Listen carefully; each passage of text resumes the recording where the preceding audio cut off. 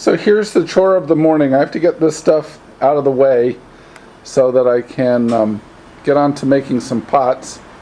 As you can see, the shelves are empty, and I've spent 2 days packing pieces up to send them out on UPS, and today's a Saturday, so it's a sales day.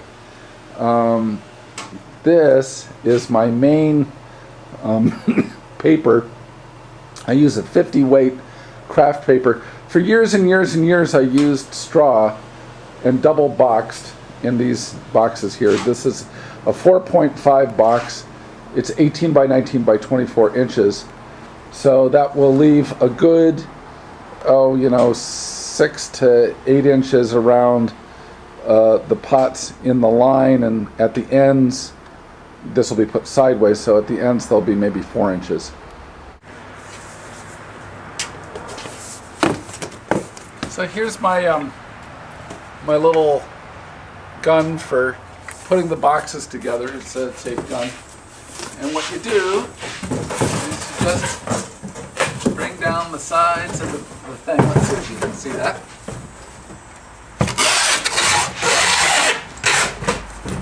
This box costs about $2.25, $2.50. The paper that's going to go inside this thing costs about $6. It's very expensive. So what I'm going to do, what I'm doing here is I'm just going to pull out some paper.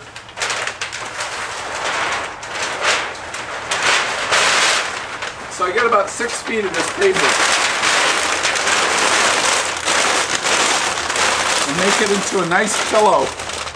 The great thing about this heavy paper is it really holds whatever shape you give it.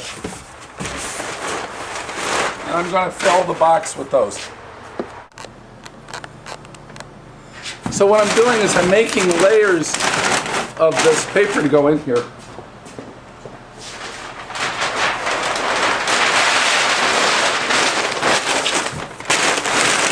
And I'm going to fill it to where it's just about halfway full of this crumpled paper.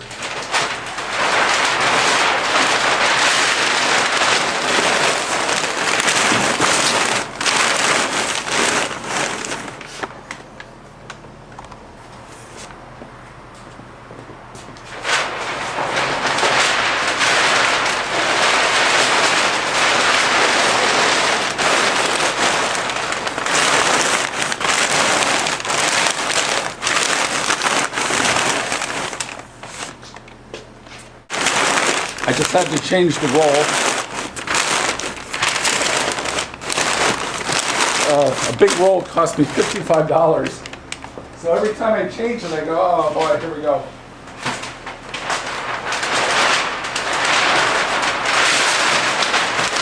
Good packing materials are really expensive.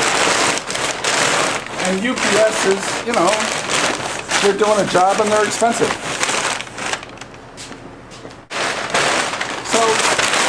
This is probably right around 30 pounds. And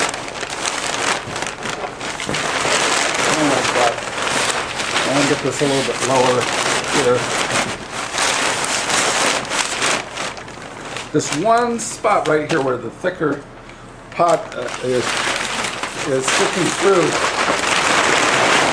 It's extremely important that there's a lot of air bubble right there.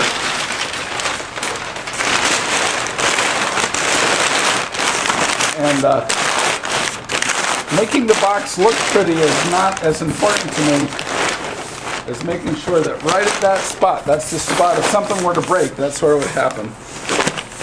So, but you see how much tension you put on the box? The trick is you want the pieces that you're putting in there to be suspended and not to move around. And as you can see with the grouping, you want to have it so that the pots themselves, I don't know if the light's good enough, I can't tell from the way it's doing it, but in between each one there's a lot of paper, so there's no possibility of these breaking each other. So here we are with this almost finished bucket. You can see how it's sort of trying to open, which means that you really put the group that you have in here under compression, which is what you want. So this is probably right under 30 pounds.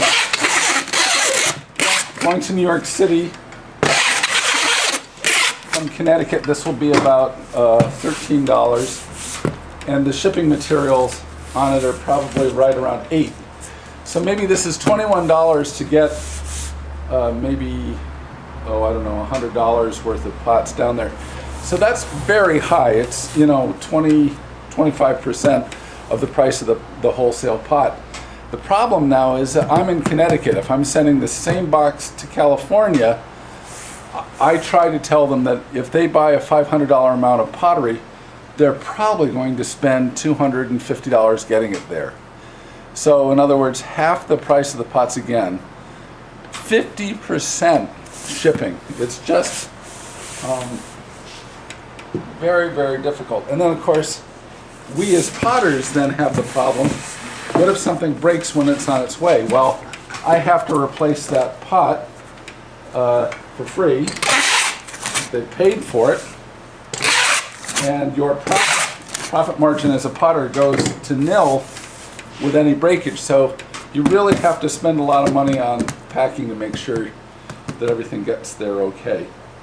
So the last thing that will happen with this box is I'll weigh it, make sure what the weight is, put that in my little sending book from UPS, and then I'll put a little sticker on it. So there's, I have 2 more of these boxes to go, and then I can get on with getting some pots into the shop for the next firing. Tomorrow I have to have pots ready for this kiln. I like to fire every day, so that's the next chore.